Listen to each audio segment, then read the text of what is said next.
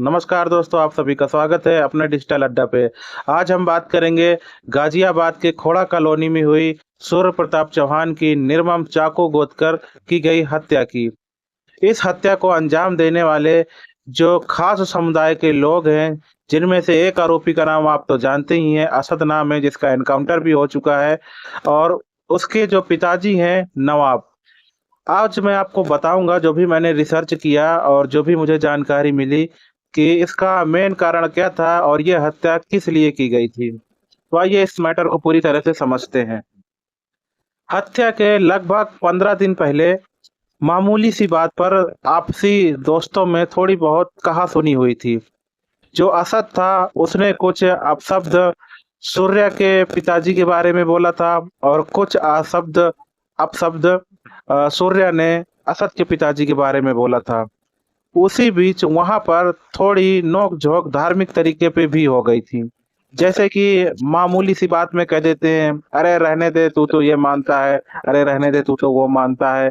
मतलब बहुत नॉर्मलिटी की नोक-झोंक जो हर घर में हो जाया करती थी, उस टाइप की नोक-झोंक हो गई।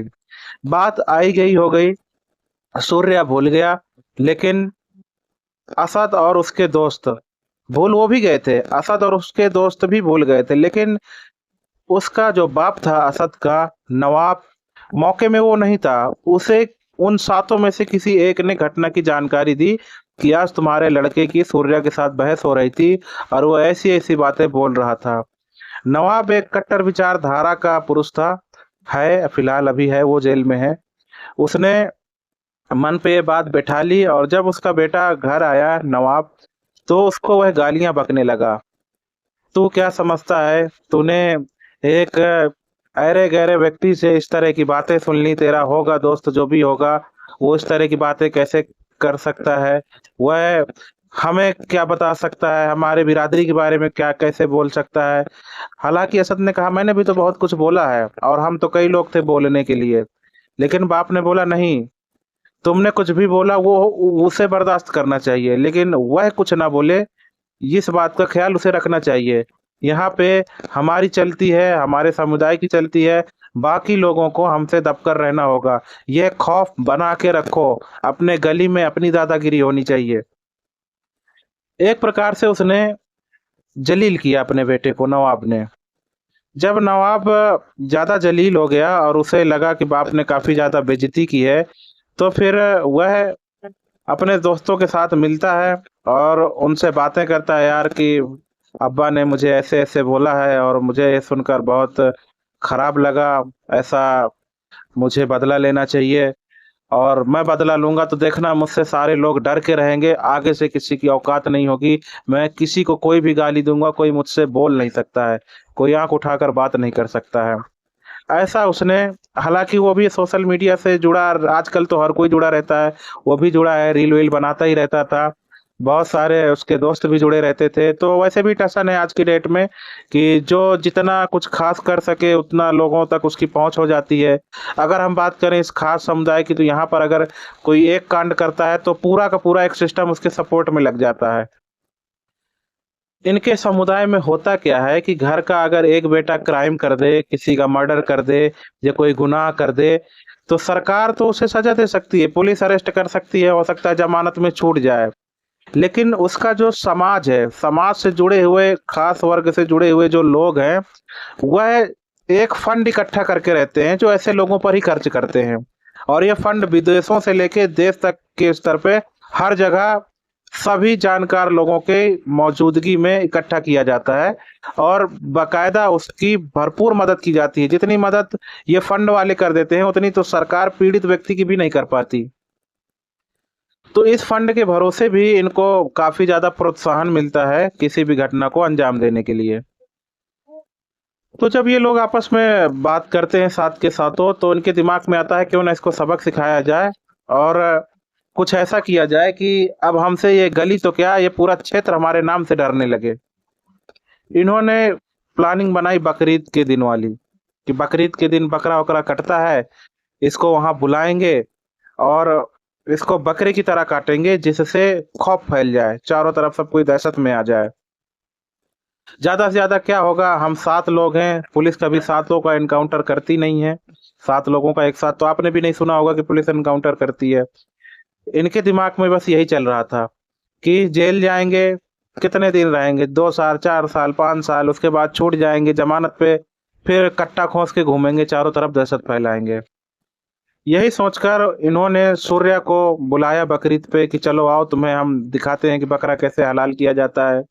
वह भी नवयुवक था, उसको ये पता नहीं था कि ये छोटी सी बात को लेकर दुश्मनी पाले बैठे हैं। उधर नवाब जो उसका बाप था असद का, उसने प्रेशर बना ही रखा था कि तुम्हें कुछ ना कुछ तो ऐसा करना है, इससे बदला लेना ही है। और शायद मर्डर की प्लानिंग भी उसी ने बताई हो, यह हम कह नहीं सकते, ये आगे जांच का मामला है। लेकिन जो मैं आपको बता रहा हूँ, ये सूत्रों के हवाले से जो भी मुझे पता चला है, वह जानकारी बहुत सारी न्यूज मीडिया से इकट्ठा की है, कुछ लोकल लोगों से इकट्ठा की हैं।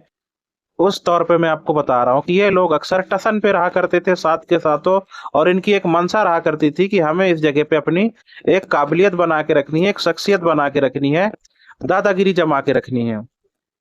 तो उसका साधारण सा और सबसे जो शॉर्ट सबसे ज्यादा करीबी शिकार था वो सूर्या ही था, क्योंकि और किसी को वह इस तरह का नुकसान नहीं पहुंचा सकते थे। उसके पीछे का कारण ये था कि कुछ ही दिन पहले इनका मामूली झगड़ा हुआ था। उसके बाद सूर्या के घर में कमाने खाने वाले लोग थे जो पुलिस प्रोफाइल के बारे में जानते नहीं थे, ज्यादा पुलिस से लड़ नहीं सकते थे, मुकदमेबाजी नहीं कर सकते थे। उसका बाप पहले ही सूर्या का खत्म हो गया था। माँ थी, वो नौकरी करती थी फैक्ट्री में, कंपनी में, उसका भाई भी काम करता था। तो इनको ये लगा कि ये आर्थिक स्थिति इतनी अच्छी नहीं है कि ये ज्यादा मुकदमा उकदमा कर पाएंगे या केस लड़ पाएंगे, या लोग आसानी से बेल पर बाहर आ जाएंगे। तो इन्होंने सूर्या को टारगेट किया, सूर्या को लेके गए, उसको पहले चारों तरफ से घेरा और फिर बड़े टशन से इसको बाकायदा वो शूट कर रहे थे, वीडियो भी बना रहे थे वो लोग। सीसीटीवी में जो वीडियो रिकॉर्ड हुआ ये अलग था, बाकी लोग मोबाइल पर भी बना रहे थे। हालांकि वो वीडियो पुलिस तक पहुंचा है नहीं पहुंचा, ये बातें गुप्त रखी जाती हैं, पुलिस को पता होगा, इसकी पुष्टि मैं नहीं कर सकता। लेकिन जिस प्रकार से मर्डर के बाद ये रील एक बनाई गई थी असद द्वारा, इससे पता लगता है कि इन लोगों ने वीडियो रिकॉर्डिंग भी की थी अपने टसन को जमाने के लिए। तो उन्होंने बोला कि चल दिखाते हैं तुझे बकरा कैसे हलाल किया जाता है। वह बोला हाँ भाई दिखाओ यार, मुझे भी देखना है। इतना बोलते ही असद ने पेट पे चाकू घोंप के और चाकू को घुमा दिया। बाकी 7 लोगों ने उसे पकड़ लिया। इसके बाद एक कई वार वार उसके ऊपर पेट में किए गए। वो बुरी तरह से घायल हो गया और छटपटाकर छूटकर भागने लगा। लगभग 200 मीटर तक भागा और फिर वो गश्त खाकर गिर गया, क्योंकि खून भी काफी ज्यादा बह चुका था। और अस्पताल शायद वो पहुंच पाया ये नहीं, पहले ही डेट हो गई, ये तो अभी कंफर्म नहीं है मुझे, लेकिन उसकी डेट हो जाती है। उसके बाद ये क्या करते हैं, सातों अलग अलग जगह पे अपना फरारी काट लेते हैं। और असद एक रील भी अपलोड करता है बहुत टशन के साथ कि भाई ने एक मर्डर कर दिया है और भाई कुछ दिन के लिए अंदर जाएगा और आपका भाई फिर निकल के आएगा, पूरे समाज के लिए लव यू बोलता है। उसका उस रील में एक साफ संदेश रहता है उन्हीं लोगों को जो इस तरह काम के लिए फंडिंग किया करते हैं कि भैया मैंने काम कर दिया है, आप घर वालों को फंडिंग कीजिए, मैं अंदर जाऊंगा, जल्दी से मुझे छुड़ाने का प्रयास करिए। कुछ इस टाइप की रील बनाता है वो और फरार हो जाता है। हालांकि पुलिस उसके पीछे लगती है और लगने के बाद वो पकड़ा जाता है, उसका एनकाउंटर होता है। लेकिन इस केस में होना क्या चाहिए था, इस केस में एक नहीं 7 एनकाउंटर होने चाहिए थे, विद नवाब 8 एनकाउंटर होना चाहिए थे, क्योंकि इस समस्या की जड़ असद का बाप नवाब ही था। जो भी गुप्त सूत्रों से पता चला है कि भड़काने वाला मेन शख्स वही था। अब तो शायद वो भी ये बता रहे हैं सातों कि किसके बहकावे में आकर उन्होंने ये कदम उठाया था। असद जिंदा नहीं है, नहीं वो भी कबूल कर ही लेता। तो एनकाउंटर यहाँ पे 7 होने चाहिए थे, तब शायद आगे से ये लोग एक मर्डर करने की ना सोचते, क्योंकि इनको पता रहता कि एक की जगह 7 जाएंगे। अभी कार्रवाई चल रही है, घर पे नोटिस लग गया है, घर भी गिर जाएगा, या हो सकता है आसपास उन 7 लोगों का घर गिर जाए। लेकिन मैं कहता हूं यहाँ पे एनकाउंटर भी 7 होने चाहिए थे, क्योंकि यह जानबूझकर प्लानिंग बनाकर बिना किसी वजह के की गई एक सामूहिक हत्या है। मतलब सामूहिक लोगों ने एक हत्या को अंजाम दिया था। जिसमें मेन जो मुख्य आरोपी था वो तो मारा गया। मुझे लगता है उससे भी बड़ा आरोपी जो उसका बाप है पुलिस हिरासत में है, जिसे छूटना नहीं चाहिए, कभी भी जीवन में बाहर नहीं आना चाहिए। तो कई सारे ऐसी अभी भी जगह हैं जहां पर ये लोग अपनी दादागिरी जमाने के लिए इस तरह के कदम उठाते हैं। खास एरिया होता है जहां पुलिस भी जाने से डरती है। आपके आसपास 10 गांव हैं और उनमें से एक गांव अगर इस समुदाय का है तो आपको पता होगा कि उस गांव के हालात पाकिस्तान से कम नहीं रहते। वहां पर आप जाओगे, कोई शायद है कि आपसे तमीज से बात नहीं करेगा। अगर आपके बहुत सारे दोस्त होंगे इन समाज से जुड़े हुए, मैं कहता हूँ आपके अगर 50 दोस्त हैं तो आपको ये बात जरूर पता होगी कि उन 50ओं की सोच सोच सिर्फ और सिर्फ मकसद वाली ही होगी। वो आपसे किसी तरह की बात करें, कुछ भी बोलें, यार ऐसा वैसा कुछ भी, लेकिन अंदरूनी ये सिर्फ मकसद वाले ही होते हैं। तो कभी भी आपका कोई भी दोस्त हो अगर इस खास विशेष समुदाय से है तो आपको हमेशा उतना ही सावधान रहना चाहिए जितना एक सांप पकड़ते हुए सर्प मित्र कोबरा से सावधान रहने की कोशिश करता है।